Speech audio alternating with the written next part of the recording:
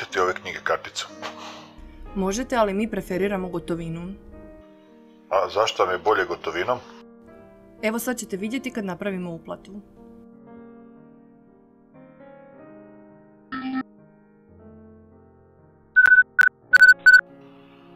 Evo, upisao sam vam PIN.